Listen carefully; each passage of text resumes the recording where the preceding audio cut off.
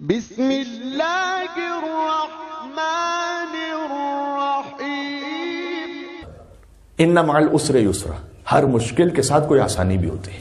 یہ اپنی زندگیوں میں ہمت نہ ہاریں، میں فراموش نہ کرتا ہوں، لہٰذا میں آپ کو ابھی امام علی نقی علیہ السلام ہی کا یہ فقرہ بھی سنا دوں۔ ابو ہاشم جعفری کا نام آپ نے سنا ہے، یہ وہی صحابی ہیں کہ جب امام حسن عسکری کی خدمت میں بیٹھے ہوئے تھے تو ایک شخص نے ہندی زبان میں بات کرنا شروع کی، اور ابو ہاشم جعفری کو تعجب ہوا کہ امام تو کبھی ہندوستان گئے نہیں تو ہندی زبان میں کیسے بات کر رہے ہیں۔ تو امام نے ایک کنکری لی اور اس پہ اپنا لعاب دہن مس کیا اور کہا اسے چوس لو، اور ابو ہاشم جعفری کہتے ہیں جیسے لعاب امامت مجھ میں منتقل ہوا تو میں نے محسوس کیا کہ میں 72 زبانوں کا جاننے والا ہوں۔ اللہ صلی اللہ علیہ۔ ابو ہاشم جعفری ہیں حضرت جعفر طیار امیر المومنین کے برادر، ان کی اولاد میں سے، اس خاطر جعفری انہیں کہا جاتا ہے، ٹھیک ہے۔ تو جعفر طیار کی اولاد میں سے، اور انہوں نے 4 ائمہ کے زمانے سے درک کیا کہ 4 ائمہ کے صحابی ہیں۔ یہ داؤد ابن قاسم ان کا اصل نام ہے، امام رضا علیہ السلام، امام جواد علیہ السلام، امام ہادی علیہ السلام اور امام حسن عسکری علیہ السلام کے صحابی ہیں۔ ابو ہاشم جعفری بہت بڑا مقام ہے ان کا، کثرت کے ساتھ فقہ پر، تفسیر پر، کلام پر احادیث موجود ہیں ابو ہاشم جعفری کے، امام کے قریبی ترین چاہنے والوں میں سے۔ ایک مرتبہ بہت سختی میں آ گئے، شیخ صدوق نے اعمال صدوق میں سے لکھا ہے ان مع العسر یسرا پہ بات شروع ہوئی کہ ہر مشکل کے ساتھ ایک آسانی بھی ہے۔ تو بہت فائنینشلی بہت مشکل میں آ گئے، پہنچے امام علی نقی علیہ السلام کے پاس۔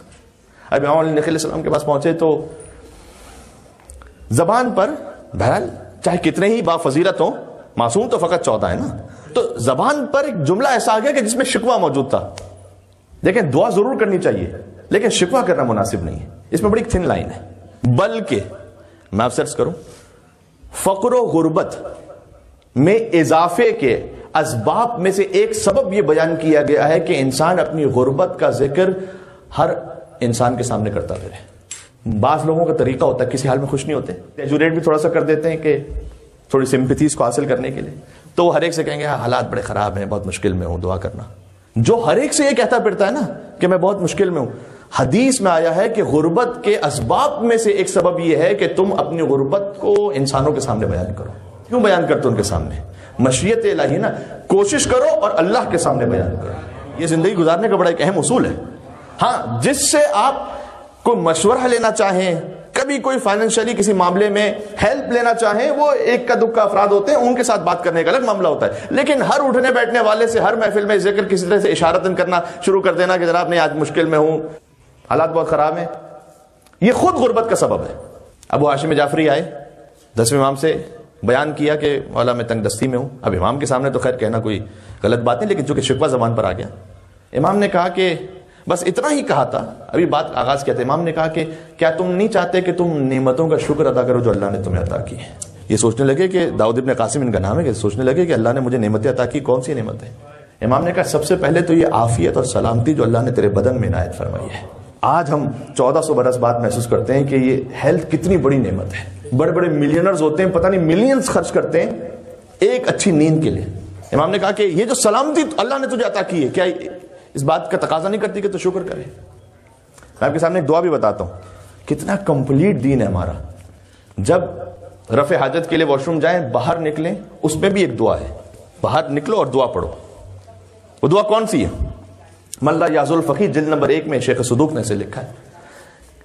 دعا ہے الحمدللہ الذی اخرج عنی اذاہ، حمد اس پروردگار کی کہ جس نے میرے جسم سے وہ کہ جو میرے جسم کے لیے تکلیف دہ ہو سکتا تھا اسے خارج کر دیا۔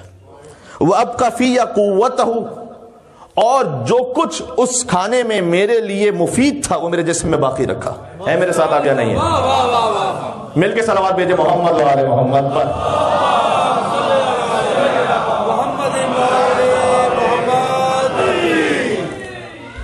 یہ قابل شکر نعمت ہے یا نہیں ہے؟